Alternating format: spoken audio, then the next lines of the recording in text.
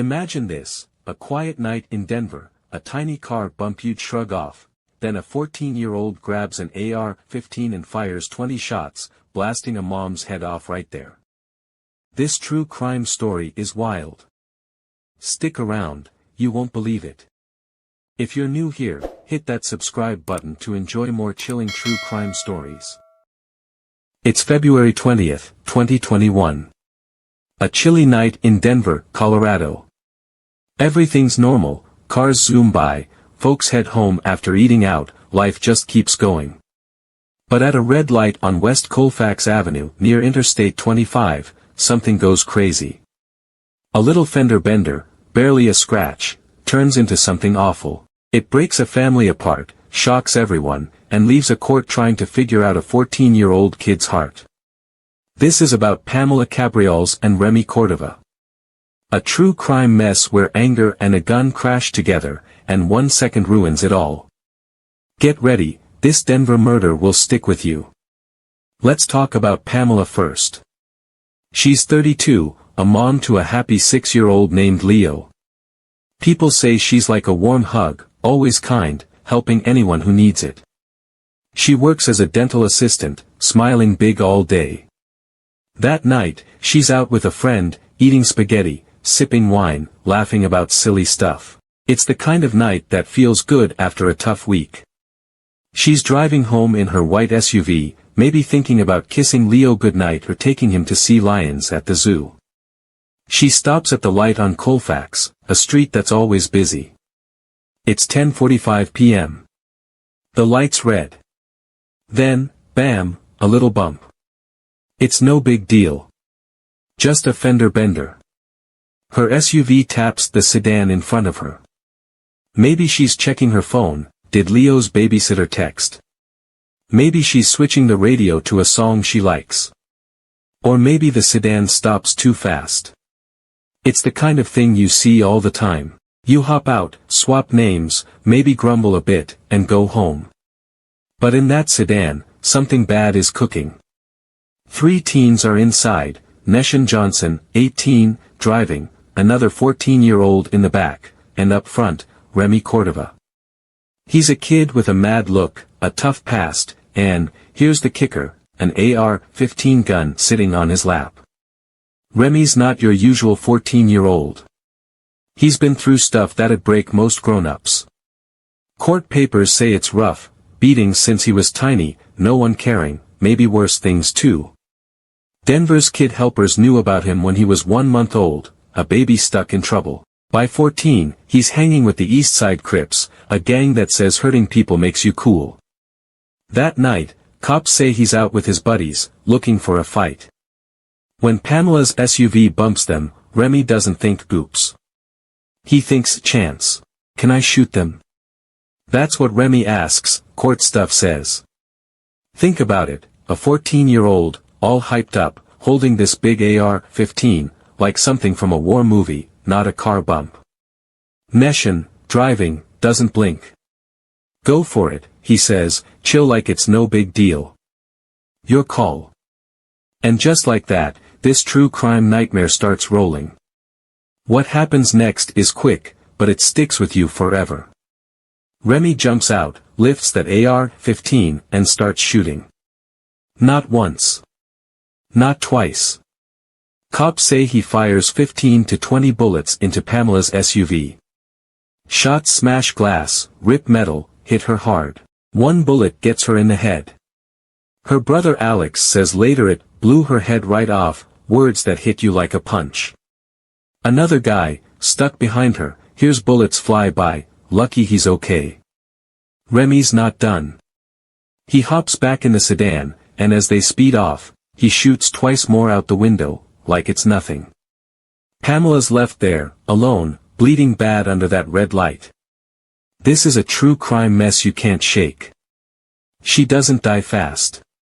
Pamela hangs on for 5 awful days in the hospital, machines beep, tubes everywhere, her family praying hard. Her little boy Leo, just 6, keeps asking, "Where's mommy?"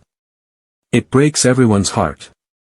On February 25, 2021, she's gone. A mom, a good person, taken out over a tiny car tap. Meanwhile, Remy and his buddies are running, disappearing into Denver's dark streets like shadows. Next day, February 21st, a Denver cop sees their sedan driving around. He knows it from another shooting, a McDonald's fight earlier that week, same crew. He turns on his lights, and they're off. The car swerves, tires scream, then bam, crashes into a pole. The three teens run, splitting up fast. But the cops don't give up on this AR-15 shooting. They catch them quick, and Remy, still 14, can't shut up. He brags to the cops about his toy. That's what he calls the gun that killed Pamela. His toy. He grins, says he's gonna earn his stripes with the Crips. No crying. No sorry. Just a teen killer acting tough. Let's stop and look. West Colfax Avenue's a rough spot, pawn shops, cheap bars, a street that's always awake. That night, it's a battlefield. Pamela's SUV sits there, wrecked and bloody. 17 bullet shells are all over the ground, proof of Remy's anger. People at the light, other drivers, say they saw a kid in a hoodie, shooting like crazy, no stopping. One guy says it's like a movie, but the screams are real. This isn't just a fender-bender tragedy. It's a Denver murder that hits everyone hard. Pamela doesn't give up easy. Medics find her bent over the wheel, blood everywhere, breathing faint but fighting. They rush her to Denver General, and doctors try for 5 days to keep her alive. 5 days of waiting and hurting for her family. Her brother Alex sits there, holding her hand, talking about old times, riding bikes, Christmas cookies, when she fixed his scraped knee. Her ex, Lorenzo, brings Leo to see her, but can't explain the machines or why she's so still. On day 5, it's over. Pamela's gone at 32, a mom killed by a teen's AR-15 rampage. Her dying isn't just sad, it's a bomb going off.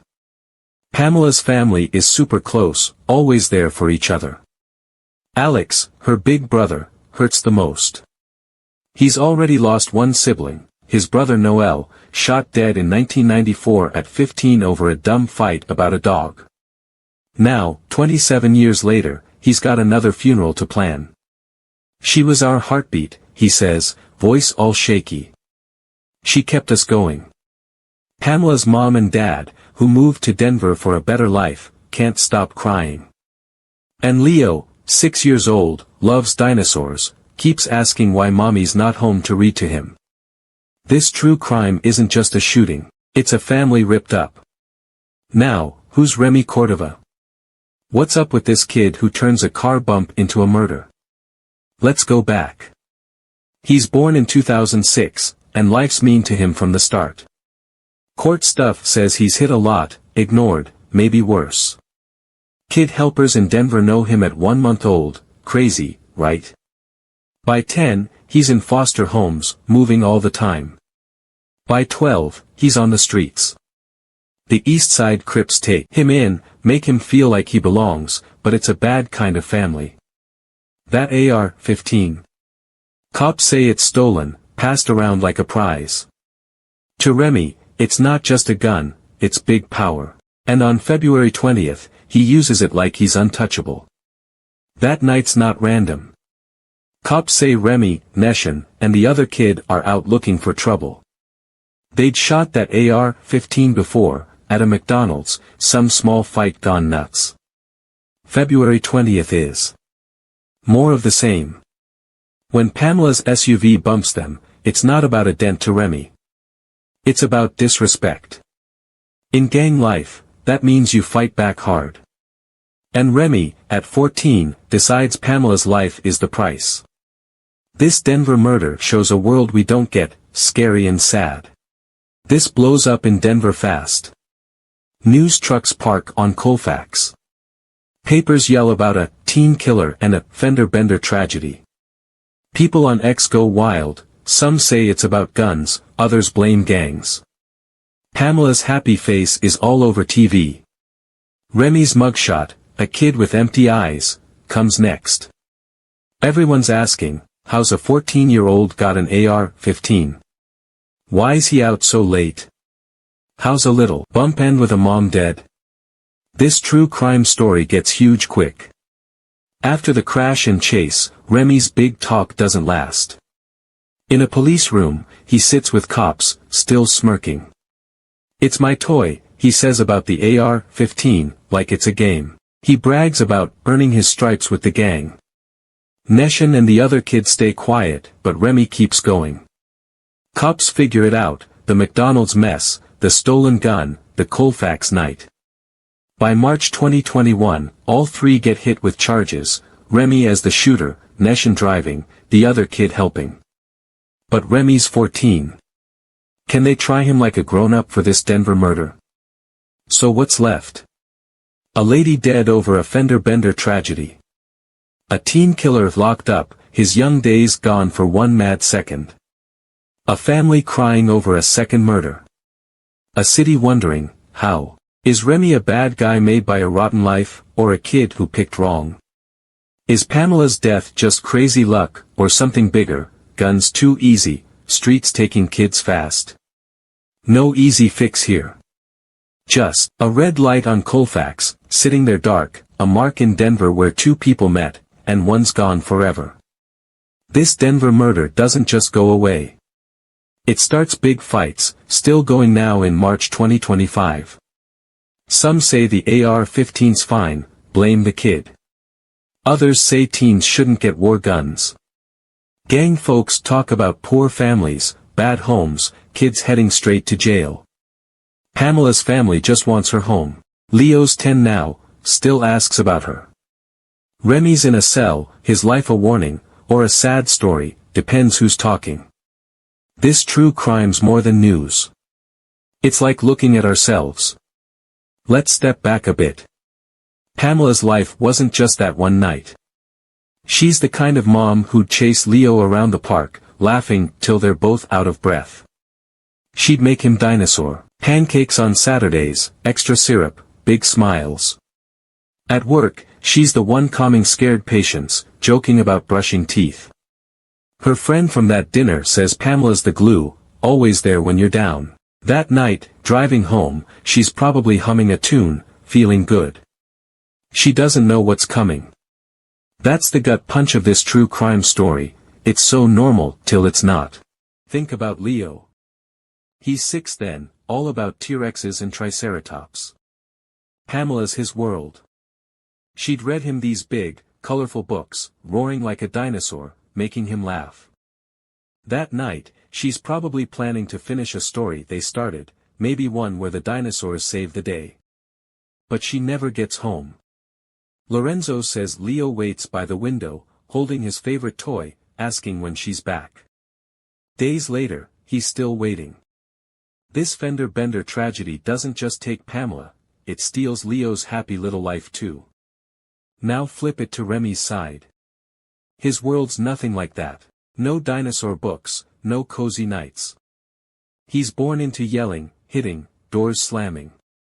His mom tries, but she's in jail a lot, drugs, small stuff. No dad around, just people who don't care. Foster homes kick him around, new beds, new rules, nobody sticks. By 12, the streets are home. The East Side Crips see him, small, mad, ready to prove something. They hand him that AR-15 like it's a prize. This teen killer doesn't start that night, it's years building up. Remy's night isn't random either. Him, Neshin, and that other kid, they're tight, like brothers, but the bad kind. They've been wild before. That McDonald's shooting. Some guy looks at them wrong, and bang, bullets fly. No one dies then, but it's close. February 20th, they're driving, music loud, feeling big. That AR-15 sits there, shiny, ready. When Pamela's SUV bumps them, it's not about the car. It's like a dare to Remy, show you're tough. And he does. This Denver murder's roots go deep, gang life, mad kids, guns everywhere. Word spreads like crazy. Morning comes, and Denver's buzzing. News folks swarm Colfax, cameras everywhere. Papers say, Mom dead in road rage and teens AR-15 horror. People on X lose it, some yell about guns, some about gangs, some just cry. Pamela's smile lights up screens, she's real now, not just a name. Remy's mugshot hits next, blank eyes, kid face, scary vibe. Everyone's mad, sad, asking, how's a 14-year-old got that gun? Why's he so wild?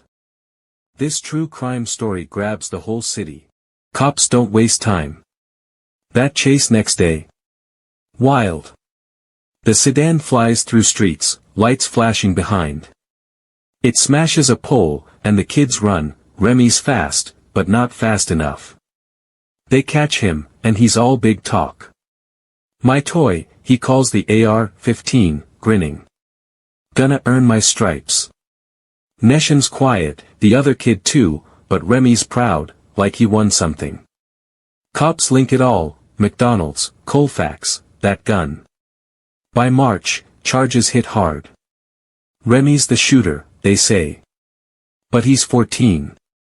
Big question, kid court or adult court for this Denver murder? Years pass, 2024 rolls in. Remy's 18 now, and trial hits. It's big, killing Pamela on purpose, trying to kill that other driver. Cops say he's a cold gang kid, a teen killer chasing respect. Fender bender turned deadly, they say. He wanted Crips cred, and Pamela's gone. They've got proof, shells, witnesses, his bragging.